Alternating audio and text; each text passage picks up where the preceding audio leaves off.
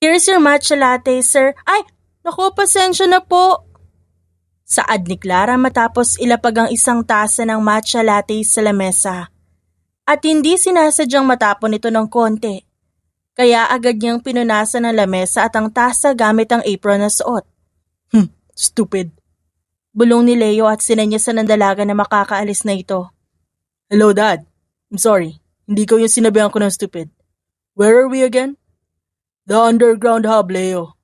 The one that the dead Mr. Falcon left. The hub where we can access all the data and police operations. Our strongest weapon that we can use to let our business run smoothly. Gusto yung makuha ngayon ng Valencia clan. At hindi ko alam kung anong binabalak nila. Pero sigurado akong tayo ang pupuntirihin nila. Lalo na ikaw. Ikaw ang susunod na magiging boss ng Triangle. Lumingon ng 29 years old na si Leo sa may bintana. Habang hindi pa rin inaalis ang cellphone mula sa tenga niya. Kung saan kausap ang ama na si Hector. As if they can kill me. Masamang damo ako, Dad. Hindi ako tinatamaan ng bala.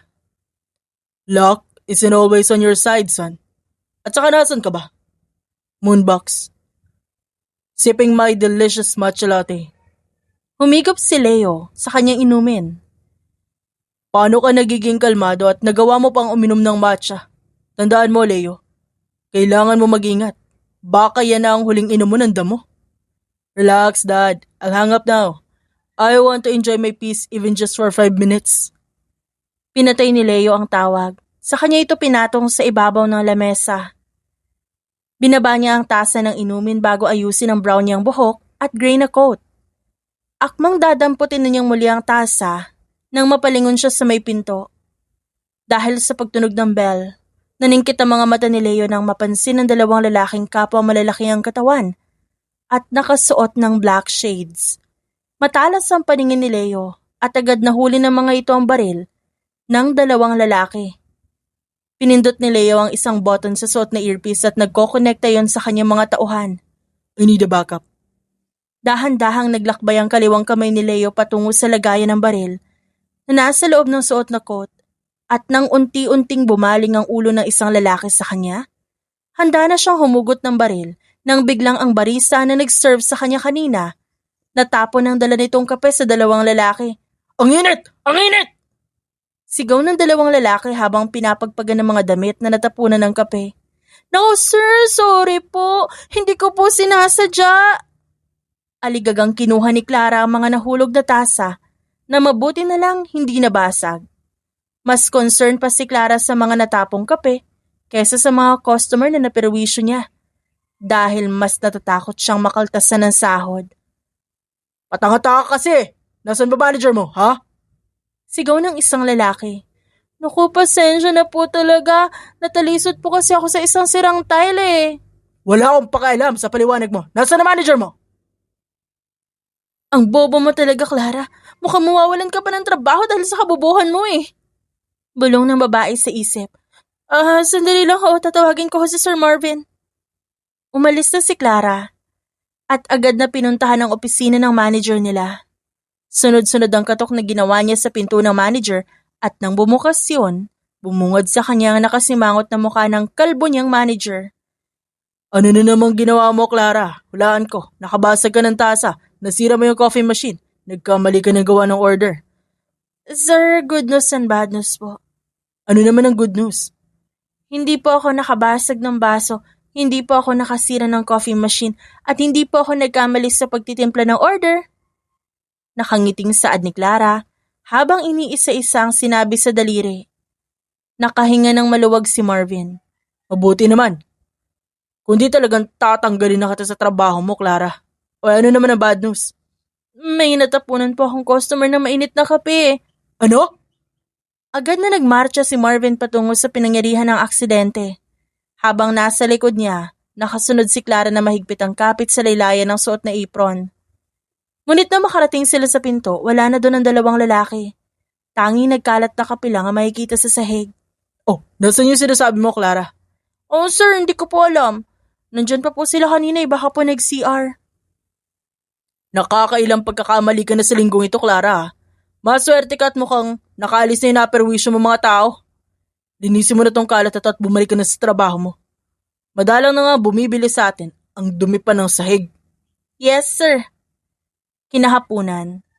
Pagkatapos ng trabaho ni Clara, nagpalit na siya ng damit at naglakad patungo sa sakayan ng jeep. Pauwi na ako, Mateo. Nagsaing ka na ba? Tanong ni Clara sa kapatid na nasa kabilang linya ng tawag. Opo, ate. Magluluto po ba ako ng itlog? Hindi na, nakabili na ako ng ulam natin. Gawin mo na muna yung homework mo para pagdating, maghahapunan na lang tayo. Sige po, ate. Mag-ingat po kayo ah. Pinatay ni Clara ang tawag at nagpatuloy sa paglalakad habang hawak ang libro niya na kanina pa niya inaaral sa may shop habang nagtitimpla ng kape. 26 years old siya. Maagang namatay ang mga magulang ni Clara nang dahil sa stroke. Maaga silang naulila na nakababatang kapatid niya na si Mateo at natigil sa pag-aaral si Clara. Ayaw niyang magaya sa kanya ang kapatid, kaya nagsisikap siya magtrabaho para tulungan ang kapatid na makatapos.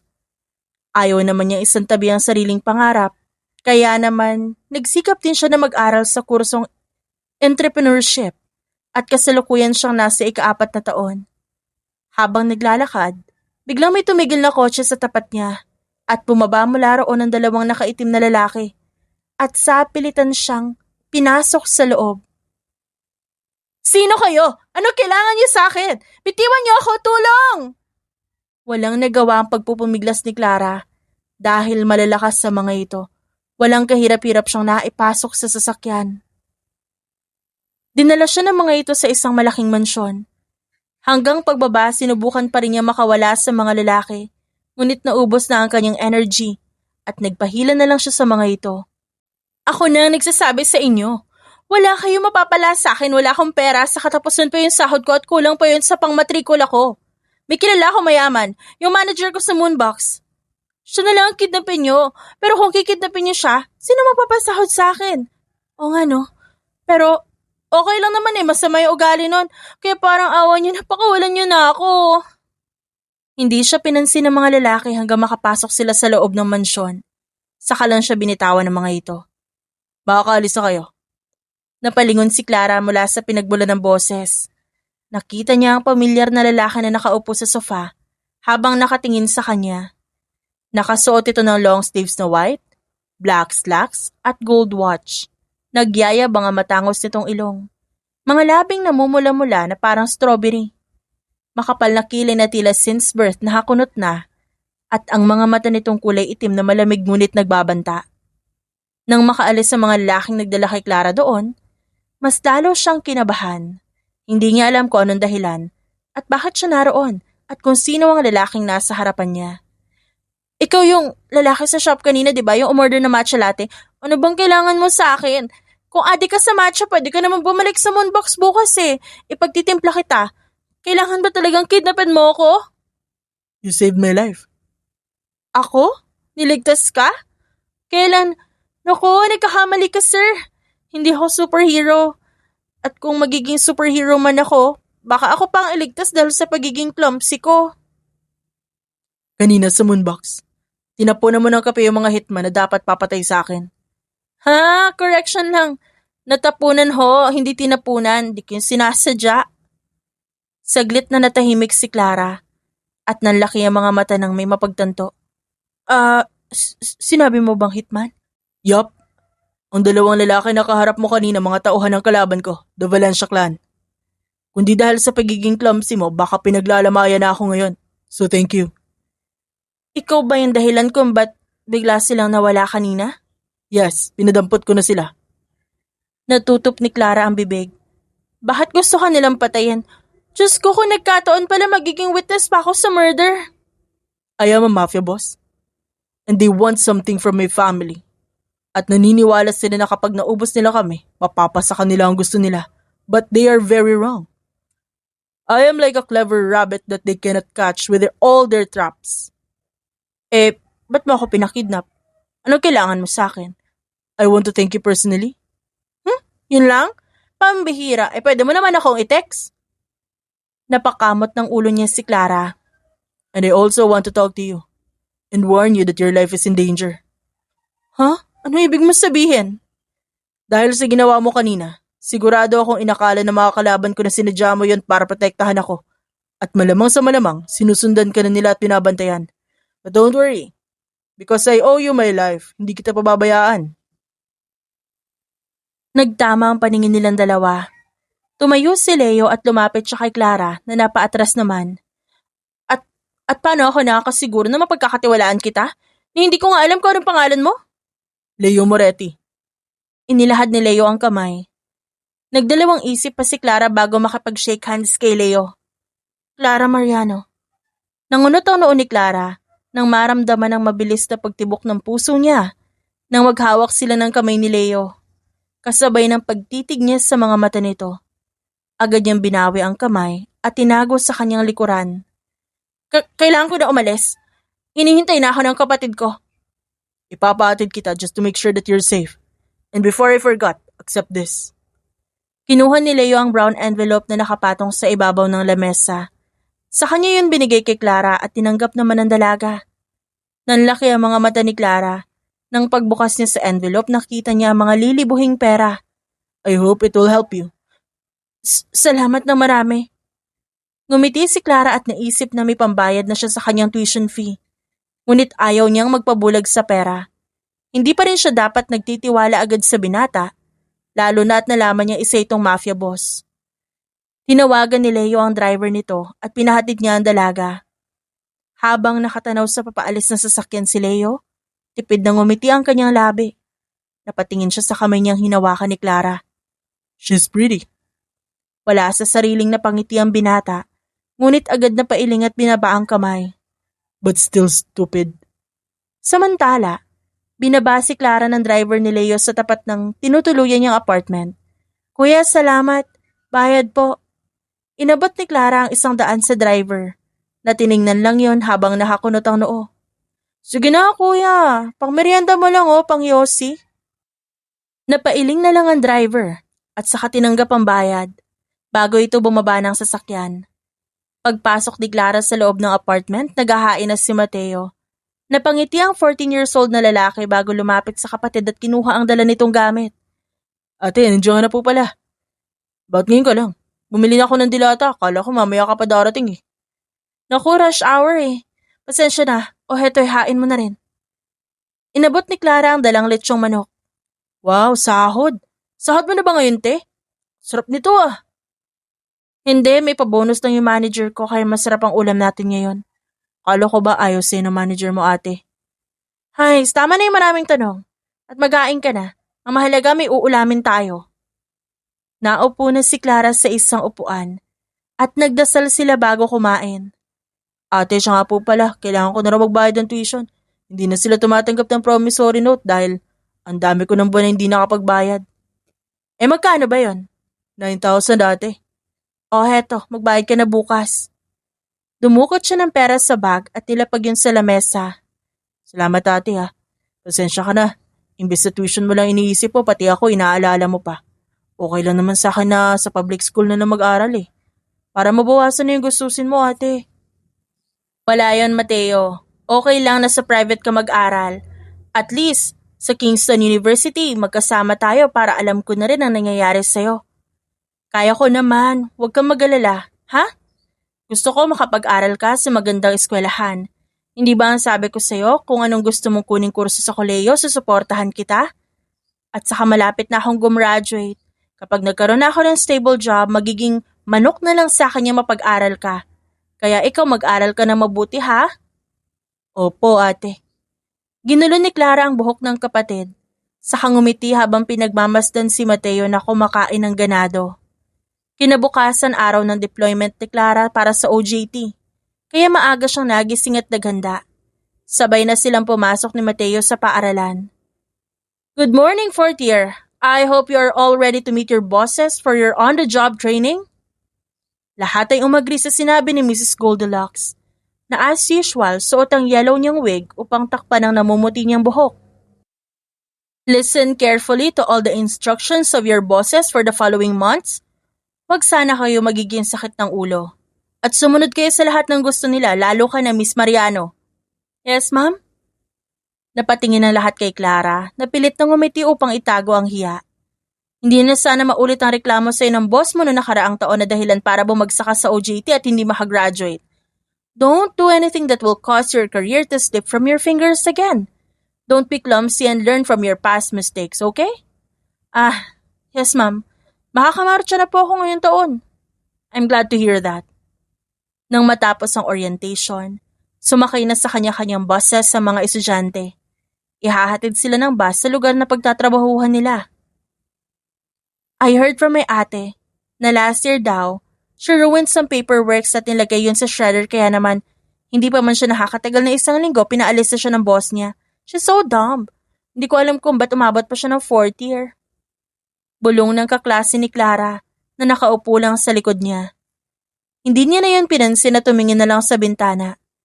Sanay na siyang masabihan ng bobo, lampa, tanga. Hindi niya na yun dinidibdib. Tinatanggap niya na lang sa sarili na ganun siya. Pero sinisikap niya na makagawa ng maayos at hindi lagi pagkakamali. At pinangako niya sa sarili na ngayong taon makakagraduate na siya. Napatingin si Clara sa cellphone niya nang bigla yung tumunog. At nakita niya ang isang mensahe mula sa isang unknown number. This is Leo. Can we talk?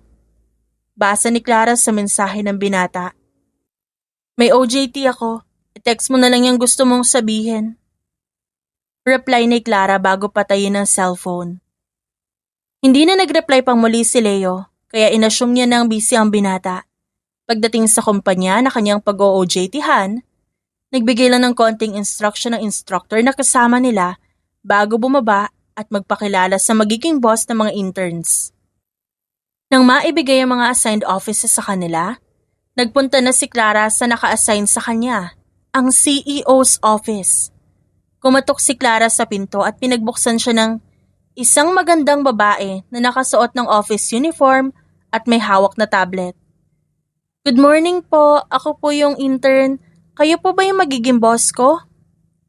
Hi, you must be Miss Mariano. Ako si Magda. Secretary lang ako. Nasa meeting pa kasi si Sir. Pasok ka muna. Nilakihan ni Magda ang bukas ng pinto at pumasok si Clara. Naupo sila sa sofa na nasa loob at binigyan naman ni Magda ng juice si Clara. Nagkwentuhan sila tungkol sa mga magiging trabaho ni Clara sa opisina at masaya naman siya na magaan ang loob niya kay Magda at hindi ito masungit sa kanya. Sabay silang napalingon sa pinto nang magbukas yun at napatayo sila pareho. Napaawang ang labi ni Clara nang makita si Leo na nakasuot ng office suit. Hindi naman ito mukhang nagulat nang makita siya. Sir, ito po si Clara, ang pinadalang intern ng KU. Maiwan ko na po kayong dalawa. Umalis na si Magda at naiwan na lang sa loob ng opisina ang dalawa. Ikaw ang magiging boss ko? Ba't parang ayaw mo?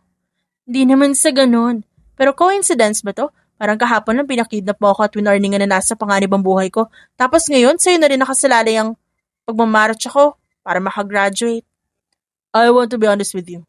Actually, I set it all up. In this way, I can keep my eye on you. Bakit naman? May gusto ka ba sa akin? Bahagyang tumawa si Clara. You're still stupid. Of course not. I just want to make sure that you're safe. Nakaramdam ng tuwa sa puso niya si Clara nang marinig yon. Ngumisi na lang siya para maitago ang pagngiti. Di na lang sabihin na crush niya ako. Huwag ka ilusyonada. Naging seryoso ang boses ni Leo. Saka siya naupo sa swivel chair. For your first task, nakikita mo ang bookshelves na yun? Napalingon si Clara sa tinuturo ng binata. Magulo ang patas ng mga libro doon at ang iba'y nakalagay pa sa sahig. Sort them out based on their labels. Yun na lang muna ang gawin mo habang nag-iisip ako na ipagagawa sa'yo na may kinalaman sa entrepreneurship.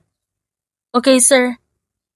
Habang abala si Clara sa pagpapatas ng mga libro, abala naman sa pagpirma si Leo ng mga papeles para sa araw na yon. Naisipan ni Clara na magpatugtog at magsuot ng earpods para hindi siya maboard sa ginagawa at antukin.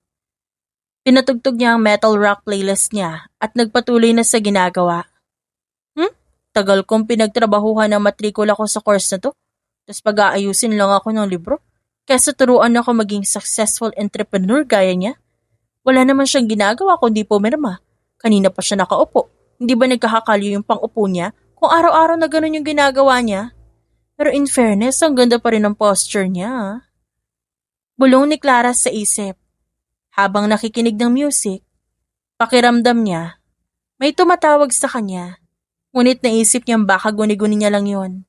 Ngunit nang bigla siyang tumayo, nasagi niya ang lamesa na nasa tabi. Napaangat ang tingin niya sa mga hardbound na librong babagsak sa kanya. Handa na sana siyang mabukulan nang biglang dumating si Leo at niyakap siya nito kaya naman sa binata na hulog lahat ng mabibigat na libro. Nanlaki ang mga mata ni Clara habang nakatingin sa dibdib ng lalaki.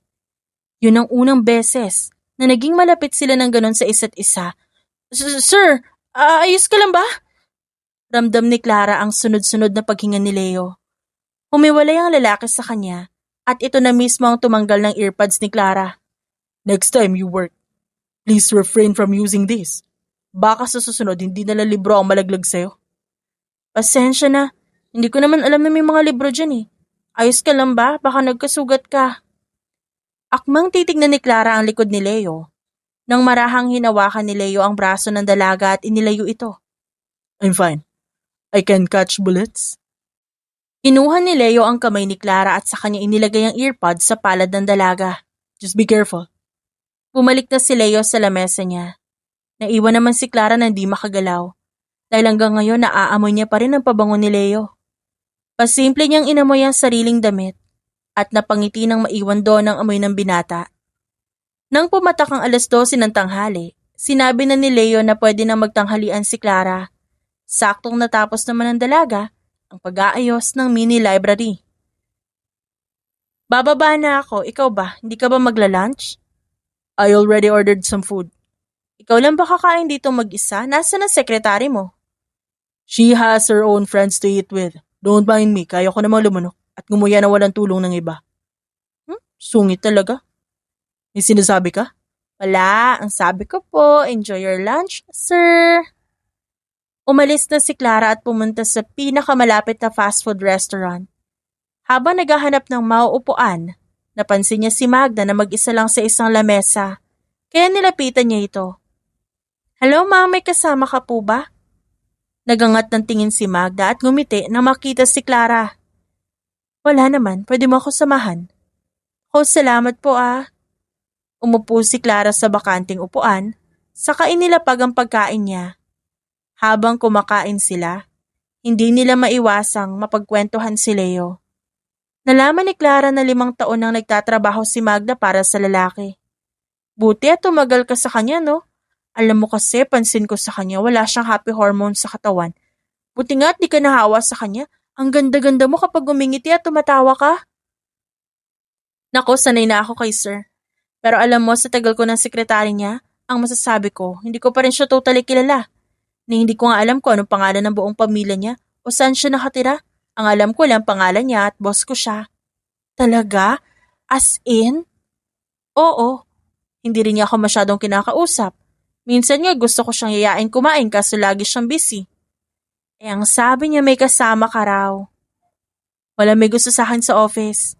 Lahat kasi ng babae sa opisina may gusto kay sir. At naiinggit sila sa akin. Lahat naman ng lalaki naiinis sa kanya. Wala akong kaibigan talaga. Naningkit ang mga mata ni Clara.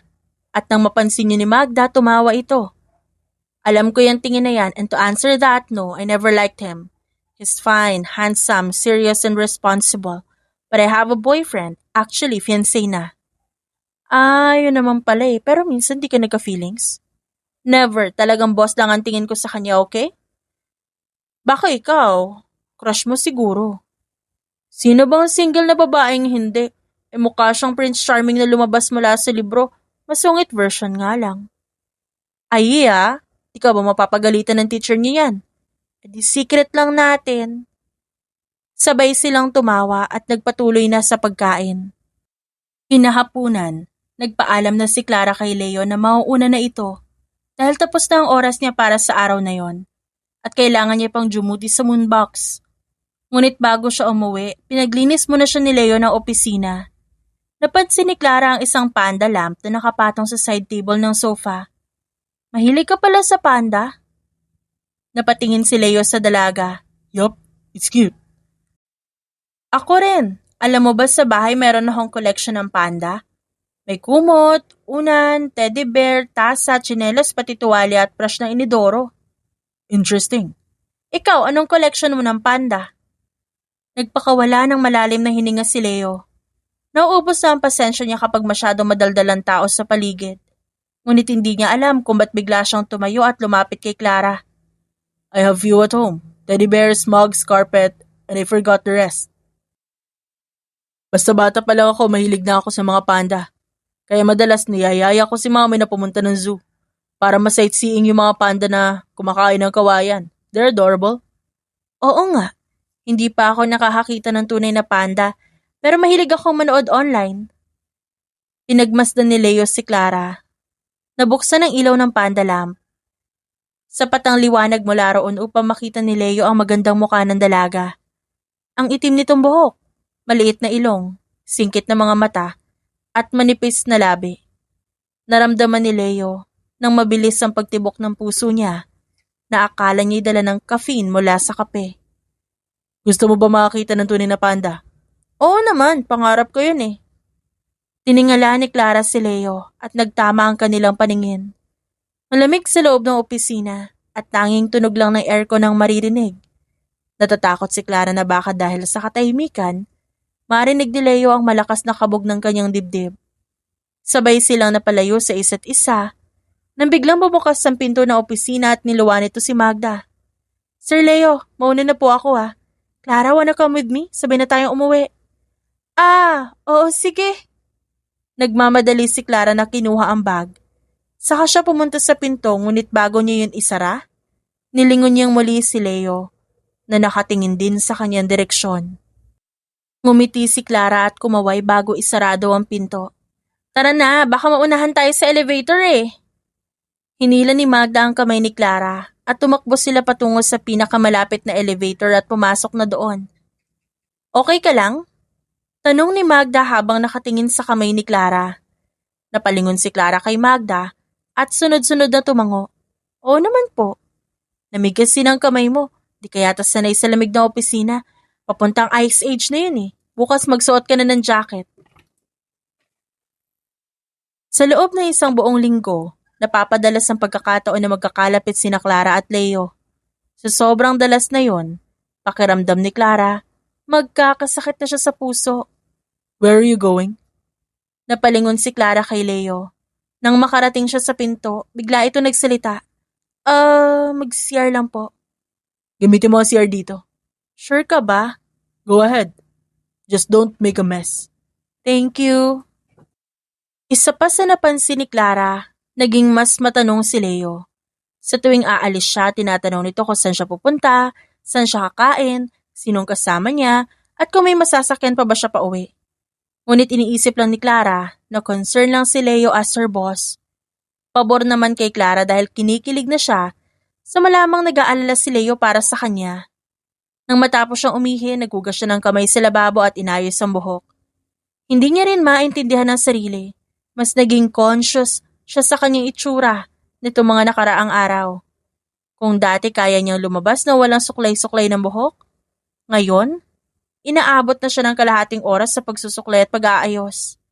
Paglabas niya ng banyo, nakita niya si Leo na nakatayo malapit sa glass wall habang may kausap sa cellphone. Ngunit na makita ni Leo si Clara, binaba nito ang tawag. Parang ang lalim ng iniisip mo ah. Tumayo si Clara sa tabi ni Leo at pinagmasdan din niya ang view ng mga building sa labas. Kailan ba ako naging mababaw? Hindi naman yon ang ibig kong sabihin. Alam mo kahit isang linggo pa lang ako nandito, kahit na default face mo na ang seryoso, alam ko kung kailan ka seryoso kasi trip mo lang at seryoso ka kasi may iniisip ka. Ang galing mo naman mag-observe. Napansin mo pa yon? Oo, kagaya ngayon, alam ko may iniisip ka. Kasi hindi ka naman tumatayo sa upuan mo maliban na lang kung gagamit ka ng banyo o attend the meeting. May natanggap lang akong tawag galing Triangle. Triangle? Yun ba yung grupo nyo? Di ba mafia boss ka? Yeah, that's it.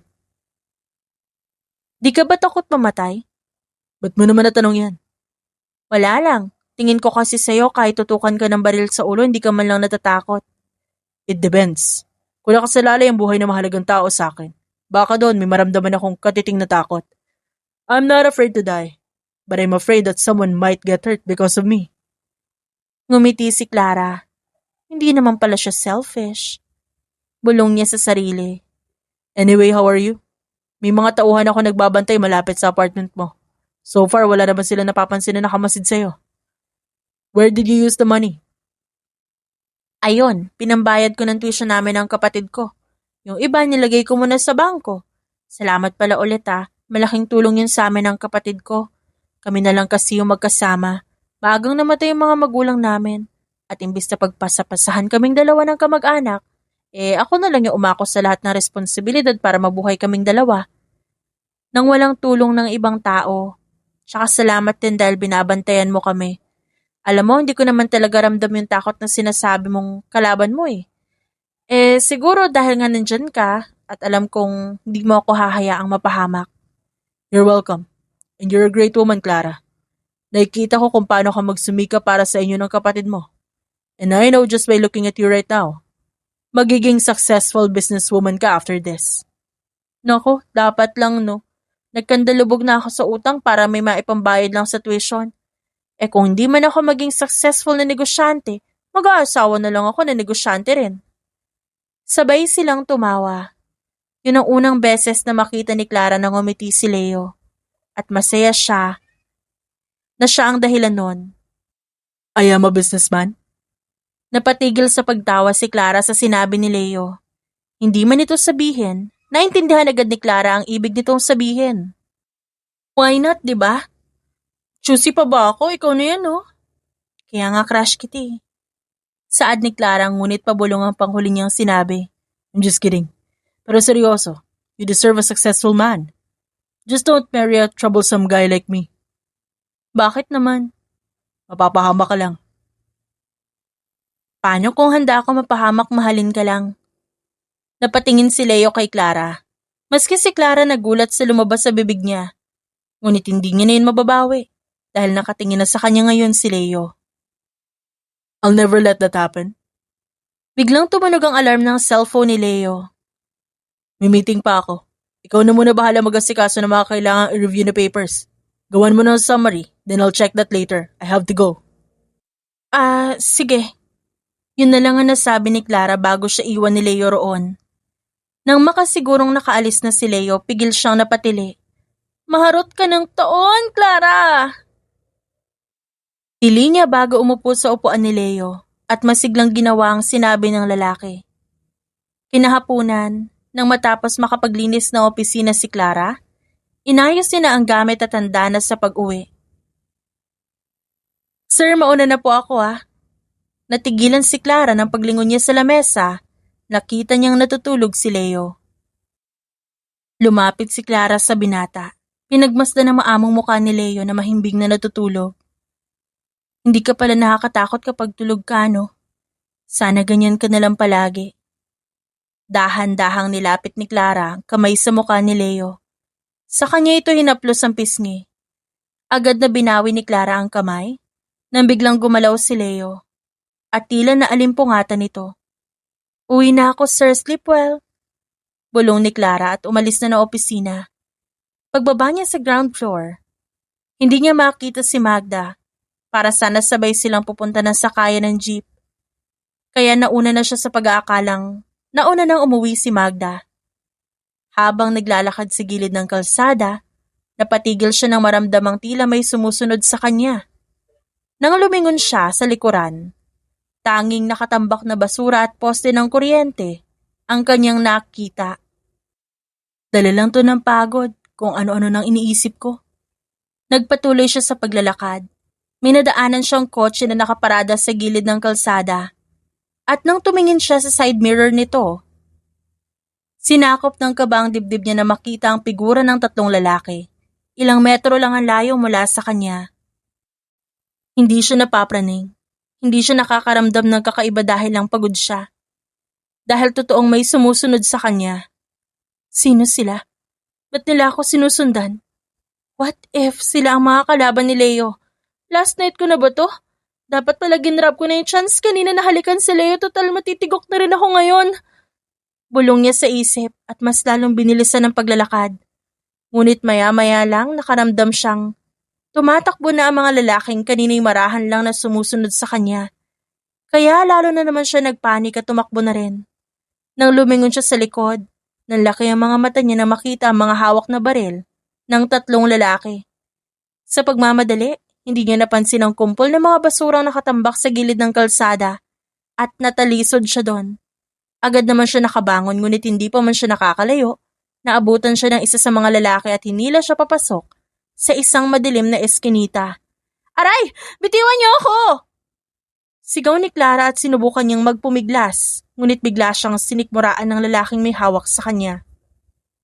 Ano bang kailangan niyo sa akin? Bumagsak ang luha niya. Yun ang unang beses na makaramdam siya ng ganong klase ng takot. Parang ahon niya na kailangan pa ako ng kapatid ko eh.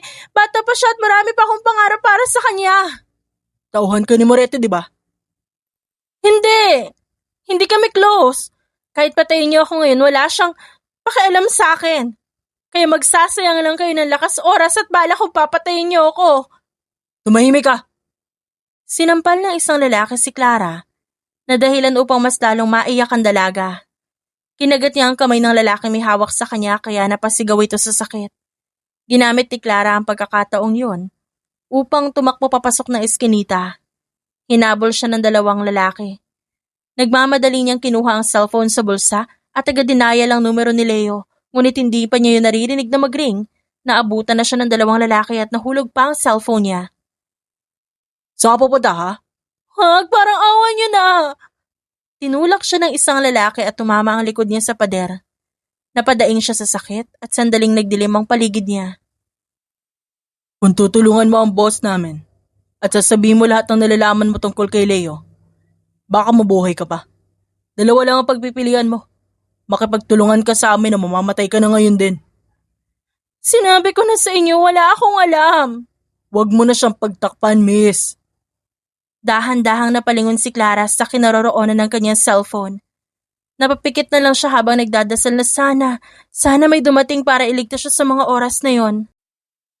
Narinig niya ang pagkasa ng baril ng isang lalaki at saka nito tinutok ang bibig ng baril sa ulo ni Clara. Lord, please huwag niyo po pababayaan yung kapatid ko kahit anong mangyari. Kayo na po bahala sa kanya. Bulong niya sa isip at tinatanggap na ang kapalaran niya ngayon. Nakarinig si Clara ng putok ng baril. Halos mabingi siya sa lakas nito.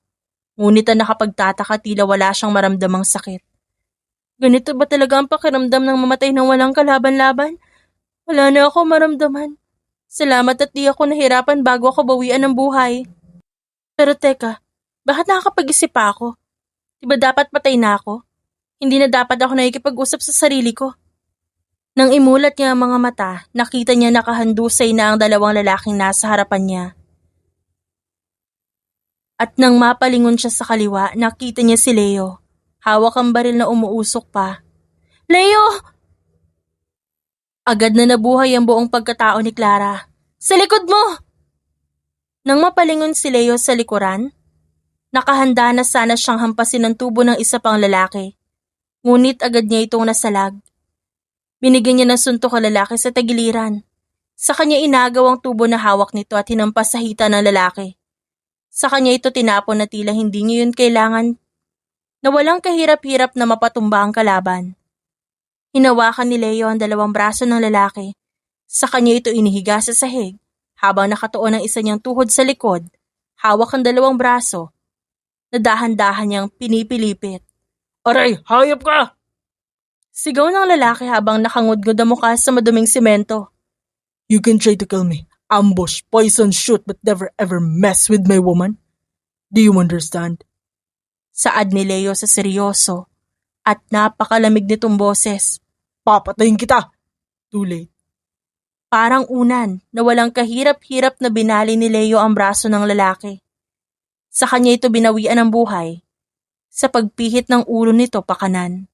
Tumayo si Leo at inayos ang suot na damit bago niya nilimot ang baril na nahulog kanina. Lumapit siya kay Clara na hanggang ngayon nanghihina pa rin ang buong katawan.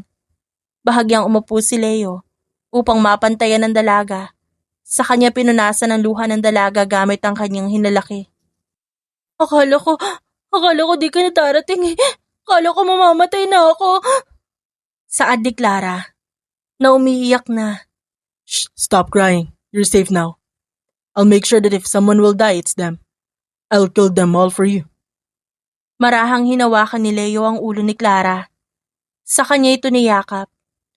Tuluyan ang bumuhos ang luha ni Clara at mahigpit na niyakap si Leo. Ayaw niyang bumitaw dahil doon. Doon siya nakakaramdam ng kaligtasan. Binuhat ni Leo ang dalaga. Sa kanya ito sinakay sa kotse na nakaparada sa gilid ng kalsada. Tinawagan niya ang tauhan at inutusan ng mga ito na linisin ang mga katawan na naiwan sa eskinita.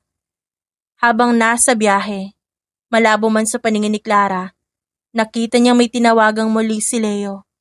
Ngunit nakatulog na si Clara dahil sa pagod at hindi niya na ito narinig. Clara, gising na. Unti-unting minulat ng dalaga ang mga mata. Nakita niyang nasa harapan na sila ng isang malaking mansyon. Can you walk? Susubukan ko. Unang bumaba si Leo. Sa kanya pinabuksan ng pinto si Clara. Hinawakan niya ang braso ng babae upang alalayan itong bumaba. Ngunit dahil sa sakit ng sikmura, hindi na rin nagtagal sa pagtayo si Clara at nahulog siya sa braso ni Leo. Never mind. Bubuhatin na lang kita. Kagaya ng ginawa ni Leo kanina, binuhat niya ang dalaga na parang bagong kasal. Habang naglalakad si Leo, hindi maiwasan ni Clara na titigan ng lalaki at mapangiti. Mas lalo lang siya nagkagusto dito dahil sa galing nito sa pakikipaglaban. Kung kanina nakakatakot ito na tila kaya nitong pumatay ng kahit ilang tao gamit ang kamay nito, ngayon, napakalambot ng emosyon ng mukha nito. Maamo at maingat. Dinala siya ni Leo sa isang kwarto na nasa ikalawang palapag at dahan-dahan siya nitong hiniga sa malambot na kama. Nangakmang aalis na si Leo, mabilis na hinigit ni Clara ang braso nito. San ka pupunta? Kukuha ko ng panlinis sa pamalit mo. Maghahabilin din ako sa baba na maghanda ka ng pagkain mo para mamaya. Bago ka magpahinga makakain ka ng hapunan. Babalik din ako agad. Mabilis ka lang ba? Tumango si Leo. I'll be back shortly, I promise. Hinalikan ni Leo ang noo ni Clara. At doon lang nakampante ang dalaga at binitawan na si Leo. Nang gabing yon, si Leo mismo ang naglinis kay Clara. Ngunit nagpadala siya ng isang katulong upang tulungan ang babae na magpalit ng damit. Pagkatapos nun ay si Leo na rin ang nagpakain sa dalaga at hindi niya ito iniwan buong magdamag. Kinaumagahan pagkagising ni Clara, hindi na si Leo ang kayakap niya. Tumatama na rin ang sinag ng araw sa kanyang balat na nagmumula sa bukas na balkonahe ng silid. Nang subukan niyang bumangon na pangiwi siya dahil mas lalong sumakit ang kanyang sikmura. Ngunit pinilit niyang bumangon upang hanapin si Leo. Nasa na kaya siya? Anong oras na ba? Nang mapatingin siya sa baba malapit sa pinto, nakita niya ang figura ni Leo habang nakatalikod.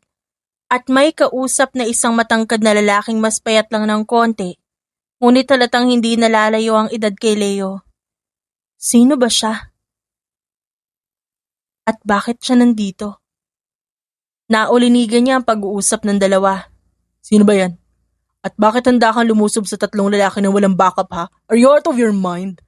Paano kung may backup pala yung mga tauhan ng Valencia at natrap ka nila? You might be dead by now. Hindi ko rin nalamalan. All I know is that I can risk to lose her. Dati wala naman akong pakialam kung anong gawin ng mga hayop na Valencia na yan. Pero ngayon nakasama na si Clara sa usapan. They started to light the fire at ako mismong papatay nun kapag di sila tumigil. They can try to kill me. But once they touch even the smallest hair of her, I will remove their eyeballs. Nang mapansin ni Alan si Clara, napalingon na rin si Leo sa kinaroroonan ni Clara na nakasuot na ng malinis na silk duster. Mauna na ako, Leo. Babalitaan na lang kita. Ingat ka. Nang makaalis si Alan, lumapit si Clara kay Leo na nakasuot ng simpleng dry-fit black shirt at brown pajama. Magulo ang buhok nito. Bumangon ka na. Bakit? Di na ba masakit ang katawan mo? Masakit pa rin, pero kaya ko nang tumayo. Ayaw ko namang mabulok sa kama maghapon. Sino pala yung umalis? Is my younger brother, si Alan. Nalaman ko sa kanya na nilooban ng mga Valencia ang kondo ng parents ko. Ano? Kumusta raw sila? They're fine. Knowing dad is always have a plan. In every situation, at nakatakas agad sila. Magsistay muna sila sa hideout namin for the meantime. Mabuti naman kung ganon. Napakasama talaga ng mga Valencia. Ba't ba ganun na lang yung effort nila na mapatay ka at ang pamilya mo? You know Kingston University, right? Sa likod na bahagi nun merong secret underground hub kung saan pwede mong makakontrol ang transaksyon ng buong bayan. It's an asset, lalo na ang secret society namin at sa negosyo namin. Iniwan yun ng dating mafia boss ng underground world, ngunit wala siyang anak o asawa na pwedeng magmana ng lahat ng yon. Si Dad ang pinakamatalik niyang kaibigan, so basically, kay Dad napunta ang hub. Sa akin kapag naging boss na ako since Dad is the current boss of our organization. Pilit na inaagaw ng Valencia clan ang hub na yon. And they will do everything just to erase us out of the picture. And they could control everything. Ngayon ko lang na-realize kung gaano kadelikado ang buhay mo. Hindi ka ba natatakot na baka habang dumudumi ka sa banyo ng opisina mo, bigla ka na lang barilin ng sniper? Hindi nila kayang gawin yan. All their men are dumb as fuck. Bahagyang natawa si Clara nang maalala ang dalawang lalaking natapunan niya ng kape sa moonbox. Siya nga pala, baka umuwi na rin ako mamaya. Hindi ko alam kung ano nangyayari sa kapatid ko eh. Kailangan ko masiguro na ligtas siya. Di na kailangan. Ate Clara! Napalingon si Clara sa pinanggalingan ng boses. Nanlaki ang mga mata niya nang makita si Mateo na lumabas mula kusina. Tumakbo si Mateo at niyakap ang ate niya. Mateo! Mabuti at ligtas ka! Opo ate, pinasundo ako ni Kuya Leo sa bahay. Talaga? Napatingin si Clara kay Leo na nakamasid lang sa kanila. Kumain na tayo sa kusina ate, daming pagkain. Sige, susunod ako, mauna ka na. Nang makaalis si Mateo, hinarap ni Clara si Leo. Salamat sa pagdadala ng kapatid ko dito. Sinabi mo ba? No, huwag kang mag-alala. Hindi niya alam ang nangyari kagabi. At nasa yun ako, sasabihin mo sa kanya ang sitwasyon natin. Salamat ha. Napakalaki ng utang na loob ko sa'yo, Leo. Hindi ko alam kung paano ako makakabayad eh. I accept lips payment. Saad ni Leo at ngumiti habang nakapamulsa. Napataas ang dalawang kilay ni Clara. Ang landi mo, Leo. Hindi ko alam na may tinatago kang kalandian sa yummy mong katawan. Bulong ni Clara sa isip. I'm kidding. Masyado kang seryoso. Tumawa si Leo at saka inakbayan si Clara. Mag-breakfast na tayo, alam kong gutom ka na. Bago pa man siya makaalis. Hinila ni Clara ang kwelyo ng suot ni Leo na damit. Sa kanya pinaglapat ang kanilang mga labi. Nabigla pa si Leo sa ginawang yun ni Clara. Ngunit kalaunan, sinagot niya rin ang halik nito. Sa kanya hinapit ang bewang ng babae. Nang maghiwalay ang kanilang labi, nagkatinginan pa silang dalawa. Bayad na ba ako? It's just a down payment. Ano? Mayaman ka na nga, gahaman ka pa rin? Be my girlfriend. It will pay all your debts. Gumuhit ng isang malawak ng ngiti sa labi ni Clara. Okay, deal. Nagpumilit si Leo na doon muna magstay sina Clara para mabantayan niya ito. Sabay na rin silang pumapasok ng opisina. Napapansin na yun ang karamihan sa mga empleyado at kaklase ni Clara. Ngunit sinabi lang ni Leo na malapit ang tinutuluyan niyang kondo sa bahay ni na Clara, kaya nadadaanan niya ito. Pinagpatuloy nila ang kanilang lihim na relasyon hanggang sa loob ng opisina. Wala namang nakakahalata nun, dahil madalas magkasama naman talaga sila. What are you doing? Tanong ni Leo kay Clara isang araw, nang mapansin niyang ito yung gumagawa sa laptop na hiniram ni Clara sa kanya. Presentation ko sa Friday. Sabi ni Ma'am Goldilocks, mag-prepare kami ng presentation ng future dream business namin. Then, i-apply raw namin yung mga natutunan namin dito. Let me see. Umupo si Leo sa tabi ni Clara, sa kanya tinignan ng mga slides ng babae. It's good. I learned from the best eh. Ngumiti si Leo at sa kanya pinulupot ang braso sa katawan ni Clara. Pinatong ang baba sa balikat nito habang pinapanood niya ang ginagawa ng babae. Let's have a dinner date later. Saan naman? It's a surprise. Nagtanim ng maliit na halik si Leo sa braso ni Clara paakit sa leeg, hanggang makarating sa pisngi at gilid ng labi nito. May ginagawa ako, Leo. You can do that later. Hindi pwede, papraktisin ko pa to eh. I will help you. Nakaramdam ng panghihina si Clara nang magsimulang gumapang ang kamay ni Leo pababa sa suot niyang pencil skirt. Hindi rin natiis ni Clara. Bumigay na rin siya. Nang matapos silang maglaro sa opisina, lumabas si Clara upang magdala ng papeles kay Magda. Ma'am, ito raw po yung pinirmahan ni Sir na papeles. Oh, thank you. O teka, ba't parang pawis na pawis ka? Sira ba ang aircon sa office ni Sir? Medyo mahina eh. Sa tingin ko, kailangan na ng cleaning ng aircon. Ani Clara at nagmamadaling pinunasan ang pawis niya. O sige, itatawag ko sa maintenance. Ayos ka lang ba? Namumula ka pati ang botones ng polo mo. Saka lang napansin ni Clara ang suot na damit. Ito yung uso ma'am eh. Sige na po, mauna na po ako. Nagmamadali namang umalis si Clara, ngunit sinundan lang siya ni Magda ng tingin at napailing. Ano kayang pinagdadaanan ng babaeng yon at di na maayos ang sarili? Saad ni Magda at nagpatuloy na sa trabaho. Kinahapunan pagkatapos kumain ng tanghalian, sa employee CR na si Clara umihi. Dahil nadaanan niya ito habang naglalakad patungong elevator. Hindi na siya makapaghintay na makarating sa opisina ni Leo. Habang naguhugas ng kamay, biglang pumasok ang isa niyang kaklase, na si Trixie. Ito rin ang babaeng narinig niyang bumubulong sa likod niya noong araw ng deployment nila. What a coincidence.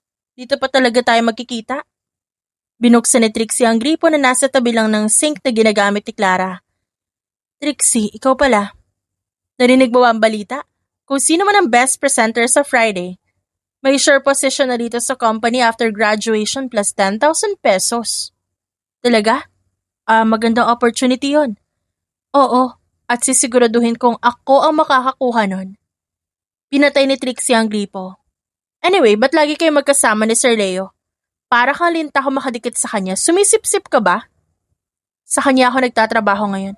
Ano ba yung na-expect mo? My sister is right, bobo ka nga. Kala mo ba maniniwala ako sa'yo? Ba't ka pa nagtanong? Saka ano bang problema mo sa akin? Akala mo ba hindi ko napapansin yung pagiging ganyan mo? Unang araw pa lang ganyan ka na makipag-usap sa akin. Kahit wala naman akong ginagawang masama sa'yo. Saka ano ba yung sinasabi mong sumisip-sip ako kay Sir Leo? Hindi ako katulad ng ate mo. Anong sabi mo?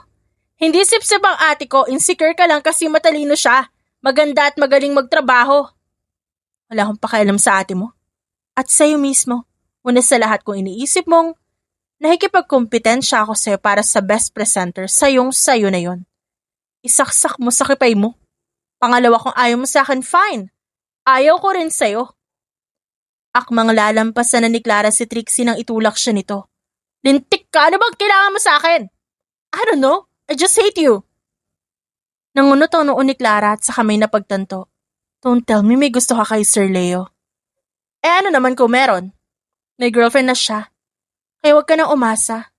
And where did you get that information? He's totally single. Ikaw lang naman ang bumubuntot sa kanya.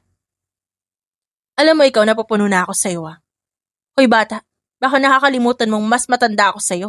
Ganyan ka ba makipag-usap sa ate mo? You don't deserve my respect, malandi ka! Hindi ka talaga titigil. Paano ko sabihin ko sa'yo na ako ang girlfriend ni Sir Leo? Natigilan si Trixie. Ngunit agad yun nasundan ng malakas na tawa. Hindi ka lang pala bobo, baliw ka rin. Nagsasabi ako ng totoo. Sa bahay niya ako nakatira kaya palagi kaming sabay pumapasok. Sinungaling, ilusyonada, baliw! Sinampal ni Clara si Trixie na nagulat sa ginawa niya. How dare you? Nang akmang sasampalin din ni Trixie si Clara, mabilis na nahawakan ni Clara ang kamay nito. Hoy bata, hindi ko gusto ang tabas ng dila mo. Pasalamat ka, nakakapagtimpi pa ako sa'yo. Pero sa susunod baka patulan na kita. Wala tayong pakialamanan dito. Wala akong pakialam sa'yo. Sana ganun ka rin sa akin. Kung may gusto ka kay Leo, ngayon pa lang sinasabi ko na sa'yo, tumigil ka na dahil wala kang pag-asa sa kanya. Naiintindihan mo? Binitiwan ni Clara si Trixie at lumabas ng CR. Kinagabihan, kagaya ng sinabi ni Leo, nag-dinner date silang dalawa sa isang mamahaling restaurant. Ngunit napansin ni Leo ang pananahimik ni Clara. Hinawakan niya ang kamay ng nobya na dahilan upang mapatingin ito sa kanya. Babe, what's wrong? Kanina ka patahimik, may problema ba? Sorry, may iniisip lang. Ngayong araw kasi may nagawa ko hindi dapat. Hindi ko alam na pati pala dila ko clumsy rin. Ano ba yun? Kanina kasi, nakasabay ko yung isa kong kaklase sa CR. Ang init ng dugo nun sa akin eh. Kung ano-ano sinabi tapos nalaman ko may gusto pala sa'yo. Nasabi ko na girlfriend mo ko. Ay naku, oo na, sorry na. Alam kong tanga ako sa part na yon. Baka kumalat lang sa buong opisina niyo eh, pasensya na. Then it's better. Ano? Sira ka ba? Dinadumihan yung pangalan mo na pumatol ka sa intern. Baka pati nalalapit kong graduation, mapurnada pa ng dahil sa akin. Ano ka ba? May balak din naman akong gawing public ang relasyon natin. At saka nasa tamang edad na tayo pareho. Walang masama sa ginagawa natin. Sa bagay, pero kahit na. Ay nako, huwag mo na isipin yan kung sino man yan. Mag-focus ka na lang sa presentation mo. Sa Friday. Tama ka. Excuse me, magsi-CR lang ako. Umalis si Clara at sinundan siya ni Leo ng tingin. Habang naglalakad si Clara sa koridor, may nakabangga siyang babae. Ay, pasensya na miss. Saad nito. Okay lang, pasensya na hindi kita. Nanlaki ang mga mata niya ng mamukaan ng babae. Teddy? Clara, ikaw pala. Long time no see ah. Ito ang kaklase niya noon. Ang kapatid ni Trixie. Long time no see rin. Laki ng pinagbago, mamuntik na katang di makilala. I'll take that as a compliment. You look also different, but I think you still haven't changed. You're still in college, are you? Kahit na hindi sabihin ni Teddy, alam ni Clara na sinadya yun ng babae. Alam niya na ugali nito, hindi pa rin to nagbabago. Oo, nakwento ba ng kapatid mo sa'yo? Saka mas lalo kang gumanda ha, retokada ka na pala. Nagbago ang timpla ng mukha ni Teddy. You know what? Nice catching up with you, Clara. I have a date tonight, excuse me. Sige, enjoy. Ngumiti si Clara ngunit napalitan niyo ng pagniwi nang malampasan niya si Teddy. Ngunit nakakailang hakbang pa lang siya nang may humampas sa ulo niya at nawalan siya ng malay. Nagising si Clara sa isang hindi pamilyar na lugar. Nang ilibot niya ang tingin, nakita niya si Trixie at Teddy na may kausap na matandang lalaking nakaitim. Si Trixie ang unang nakapansin kay Clara. The stupid woman is awake. Lumapit ang magkapatid kay Clara. Nasaan ako? Di na mahalaga kung nasan ka. Gosh, I can't believe that guy. I mean, Leo will date someone like you. Kadire. Kayo, ano bang kailangan niyo sa akin? Talagang nagtulungan pa kayo para sa akin, pakawalan niyo ako dito. Sinubukang kalasin ni Clara ang lubid na nakatali sa kamay niya sa likod ng upuan. Too soon. Wala pa rito yung hinihintay namin. And our dad also wants to meet you. Lumapit ang lalaking kausap nila kanina at nang umiti ito nakita ni Clara ang ngipin nitong ginto. I'm Joseph Valencia. It's such an honor to meet you, miss. Saka lang napagtagpi-tagpi ni Clara ang lahat. Valencia kayo? Kayo ang kalaban ni Leo? Nagtawanan ng mag-aama. Hindi rin alam ni Clara kung ba't ngayon niya lang naalala na Valencia ang apelyido ng dalawang babae. Finally, may nasagot ka ring tama. That's your first perfect point. Kadalasan kasi sa scores mo sa exam, 75, di ba?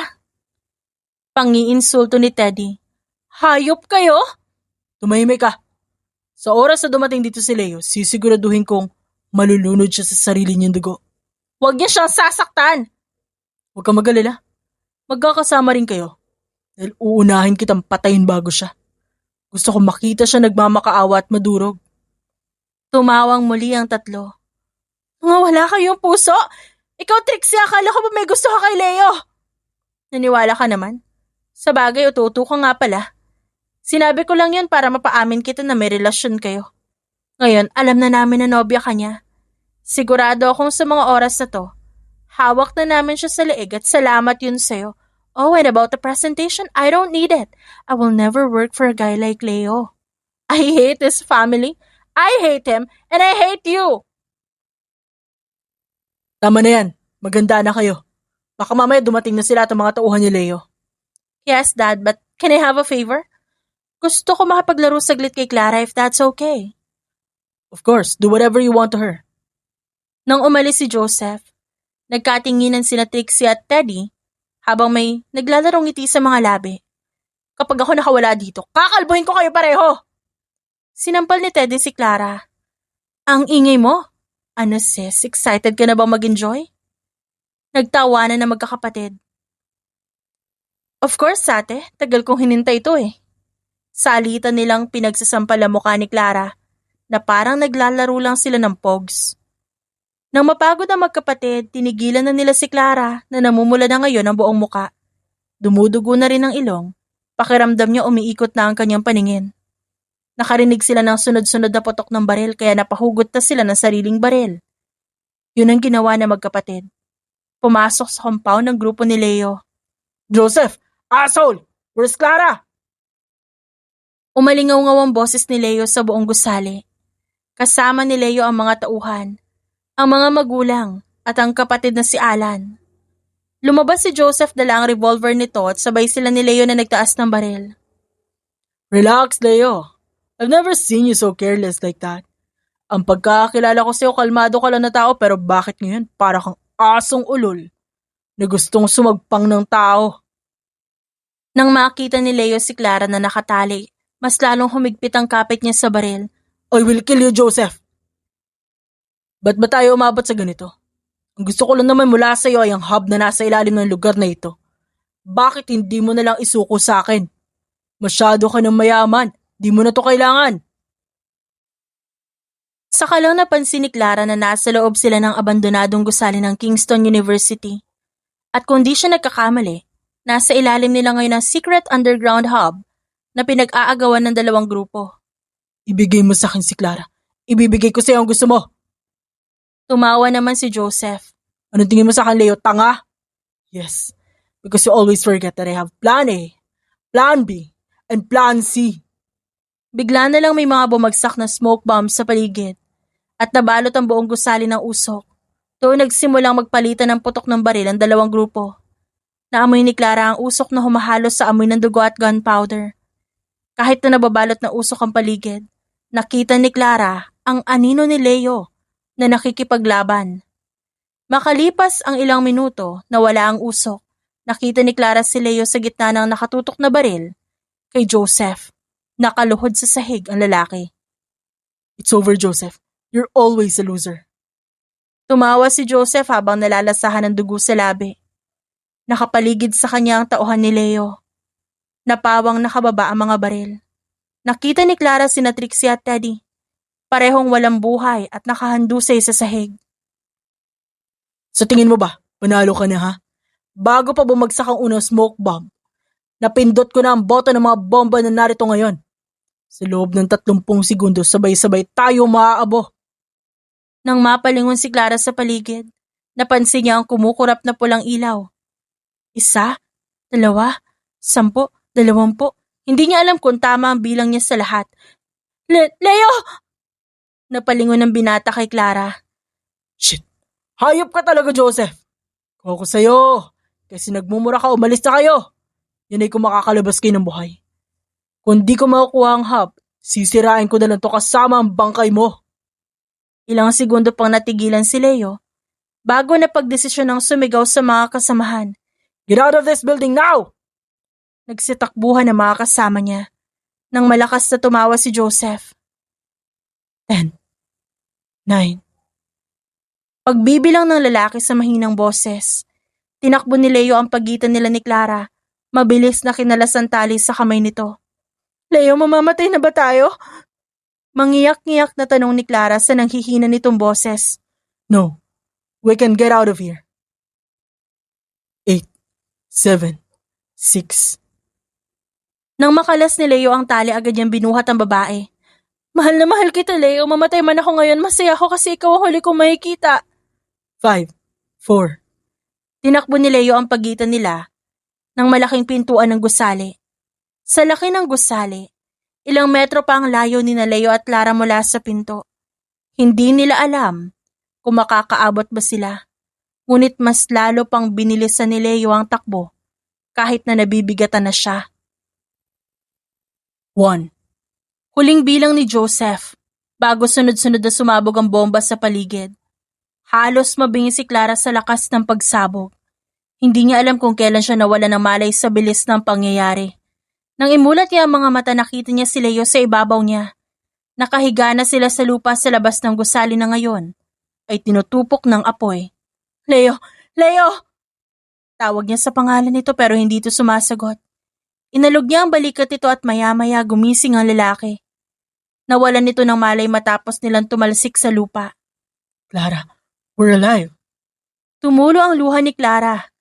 Tumango habang hawak ang mukha ng binata. Oo, buhay tayo. Niyakap ni Clara si Leo. At yun na yata ang pinakamahigpit na yakap na nagawa nilang dalawa. Dahil sa pagsabog, pinasara muna ang Kingston University. Dahil sa naubos na ang posibleng leader ng Valencia clan, dala ng engkwentro, unti-unting nabuwag ang samahan nito. Sa pagkawala ng Valencia clan, bumalik sa normal ang lahat. Noong araw ng presentation ng mga interns, si Clara ang tinanghal na best presenter at bilang reward, dinala siya ni Leo sa zoo upang makakita ng pangarap niyang panda. Nang makagraduate si Clara, doon na isiniwalat ni Leo ang relasyon nila. Sa isang iglap tila bula na naglaho ang lahat ng bagay tungkol sa Valencia clan, nabaon sa limot, kasama ang kanilang mga katawan. Hindi rin nagtagal. Nagkaroon ng pag-iisang dibdib sa pagitan ni Clara at Leo at namuhay sila ng payapa. Hindi naging madali ang lahat para sa kanilang dalawa. Ngunit may madali bang pagmamahal? Tandaan natin, humarap man kayo sa kahit anong pagsubok, takot, hamon, wala kayong hindi malalampasan ng magkasama. Dying with the one you love isn't scary, but living without your other half is the most horrible nightmare that someone can live in. The end.